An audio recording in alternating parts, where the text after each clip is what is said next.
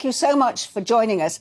And I know the care home industry is one area that I think for years, and I think you will agree with me, has been woefully underfunded.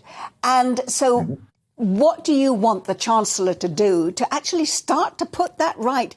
Because up until now, as I understand it, because we've got a department in which you have a Secretary of State who's responsible for social care as well as the NHS, that when any money gets shuffled in that direction, the NHS tends to sort of absorb most of it, and the poor old social services area gets very little. What would you like to see done to ensure that it is no longer being underfunded, because clearly it is the poor relation? Absolutely. We need a lot of money, and very quickly. The sector's in crisis. I don't think it's any surprise that I say that, but I think people think it's the sector crying wolf, and it isn't. It's absolutely on its knees financially.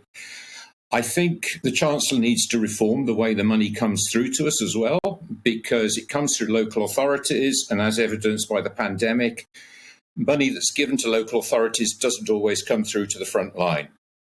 And we desperately need more money. Perhaps I could explain why briefly. Our staffing costs have gone up dramatically. They went up by 6.5% minimum, but we're all now having to give people additional wage increases to handle their cost of living. Our own costs have gone through the roof with the inflation increases. And of course, we've been hit with the energy costs. And as you were just mentioning, or was mentioned in the news, it looks like our debt costs, and most of us have got bank debt, will have gone up in a year from 0.5% to 3% by the middle of this week. We as an industry cannot afford to accommodate these cost increases. We need more money. And we've also got a massive recruitment problem, Angela, which I know you're well aware of. I've heard you speak about it. So we need to be able to increase the amount of money we pay our staff, or pay staff, to attract more into the sector. Geoff, you've painted such a bleak picture there.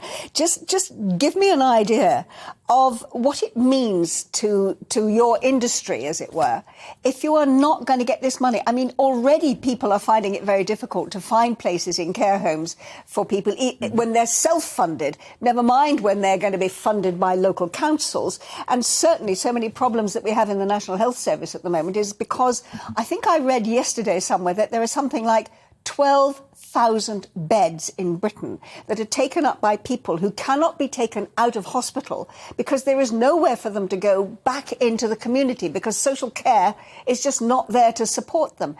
If you are not going to get more money, at what point does all of this break down and we have nowhere for people to live? I think it's broken down pretty much already, Angela, yeah? So those figures are illustrative of two aspects, two things. One, that domiciliary care providers who service the public sector, service local authorities, in general are handing back contracts because they cannot afford to provide domiciliary care, which is the main area which hospitals discharge into. In terms of care homes, the residential element of that, local authorities do not have enough money in absolute terms, but equally, the base rates that they offer providers are not enough for the providers to be able to take people on discharge. Let me interrupt you for just 1 second, Geoff, because we hear this all the time. Put this into figures for me. How much does it actually cost, honestly, for someone to be in a care home, a residential home, compared with how much the local government are prepared or even able to pay you? Big question, Angela. Yeah, if you're looking at someone in a residential home accepting nursing, probably it costs about £900 a week now to provide good quality care and accommodation. Very few local authorities pay more than about £650, unless you negotiate on a resident by resident basis. As you move through residential with dementia into nursing and nursing with dementia, then a care home's costs go up, and you're probably looking realistically around about £1,100 a week. And local authorities, even with the FNC contribution, tend not to offer as a base rate more than about £825, £850 a week for nursing residential. So there's a huge gap. Which is why so many, as you say, so many, let's call them council-run homes, have to close because it is economically not possible for them to continue. Yeah, I mean, it's not necessarily. I mean, councils run very few care homes now, as you know. It's mainly private businesses. But what we are already seeing is care homes closing because they cannot afford to provide a quality service as per the regulator on the fees that they're paid. And it's as simple as that. And we will see an escalation of that.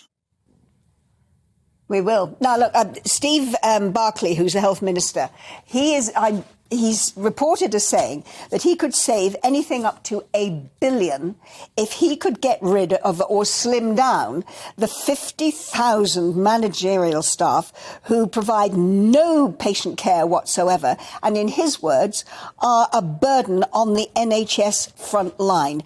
Would you like to see the Secretary of State at the moment, Steve Barclay, therefore taking that bold step, taking out some of that middle management and releasing money that they could put into the care sector?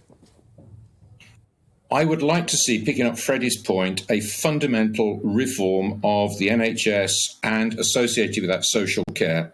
Before I say anything else, I want to applaud our colleagues in the NHS. Those people in the front line provide a fantastic quality of care when they're able to do it. They are utterly frustrated by the governance, the risk-averse culture, the morasses of management, which in general prevent them doing what they know they should do.